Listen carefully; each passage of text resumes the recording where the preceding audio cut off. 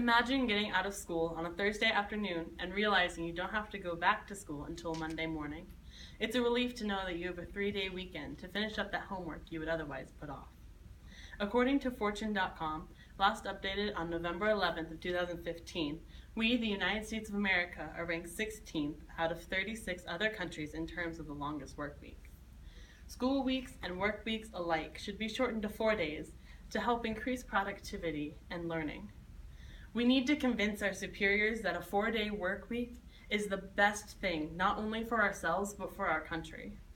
To prove my point, I will tell you about the problem of a full 5-day week, the pros and cons of a 4-day week, and the solution to solving the long work week. The problem we face today is the long and tiring 5-day work week and not enough time off. Downtime is a very important element in maintaining a good work-life balance. In order to perform well on a long-term basis, you need to be able to find some downtime for yourself. If you're not used to slowing down or taking breaks, you may have to schedule in a time for a pause in your day. To help yourself keep a strict schedule, lay down some rules for what you can and cannot do during that time frame. Sleep is the typical type of downtime for the brain. All plants and animals go dormant and sleep for a while. Sleep plays a big part in memory foundation and consolidation. Napping for about 10 to 30 minutes has proven to increase both alertness and performance in students and adults alike.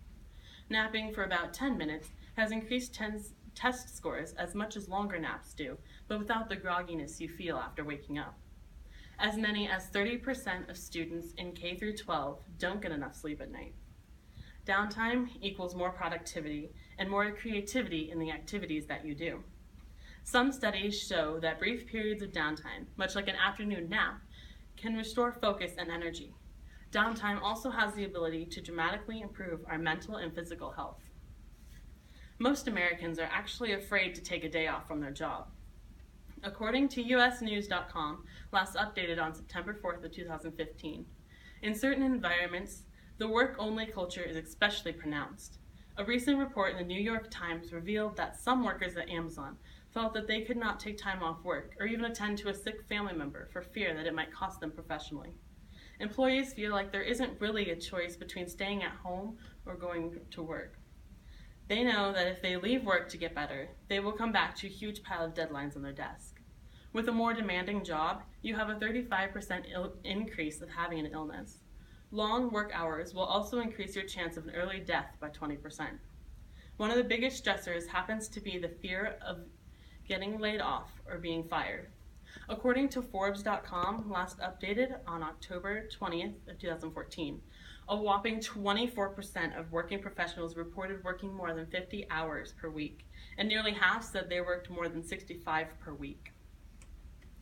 And now that we understand the problem of a 5-day week, we can move on to the different pros and cons of a 4-day week. There has been a lot of debate about the 4-day work weeks and whether they work or not. There are definitely a lot more pros than cons on a topic like this. One of the biggest pros for business and school alike are happier employees and students.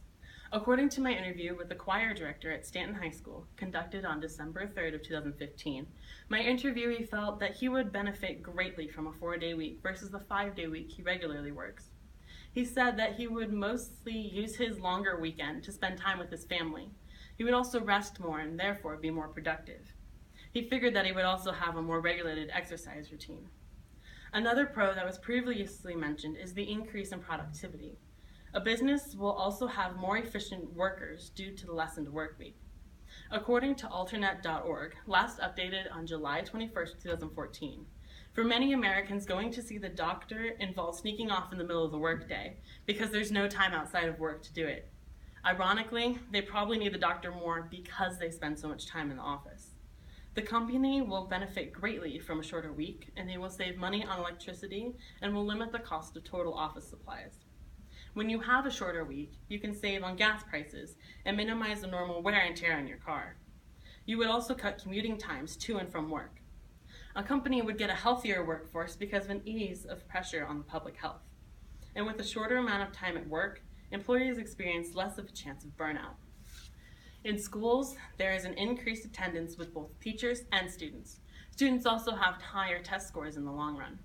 According to blogs.edweek.org, last updated on March 5th of 2012, researchers found that the shortened week was associated with a 7% point gain in math scores and a 3% point gain in reading. However, there are some cons that are present when talking about a shorter work week. For quite a few people, going from a 5-day week to a 4-day week can be both physically and mentally draining. You also have to account for the workload that needs to be put into the shorter week. Because of this, there might be increased stress for some individuals. There is also the problem that union and labor rules may prohibit 4-day weeks. The amount of pros versus cons proves that solution will be easy to reach. We need to come up with a way to solve the problem of a long 4-day work week. One of the ways to ensure that this will happen is to talk to your employers. You may have to persuade them a while before they agree to switch their times.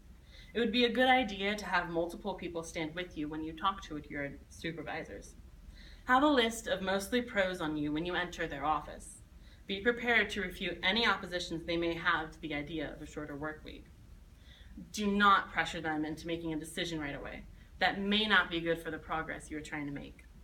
According to EANNC.com, copyright in 2015, when speaking to your boss, use qualifying words such as perhaps and maybe. When you speak with words such as always, every, and never, you can cause your boss to become defensive and resistant to your proposition. Another way you can attempt to have a 4-day week is to talk to a labor union. According to unionplus.org, copyright 2015, a labor or trade union is an organization of workers dedicated to protecting members' interests and improving wages, hours, and working conditions for all. You should use your union to help you get the things you want. You could also use a shop stewardess to communicate with your boss. If you really want a 4-day week, don't stop working until you have what you want. And during my speech, I have shown you the problem of a 5-day week, the benefits and downfalls of a 4-day week, and the solution to the problem of the long work week. We need to advocate for a shorter school week to allow for more productivity and learning. With these facts, it's hard to ignore that a shorter work week is the way to the future.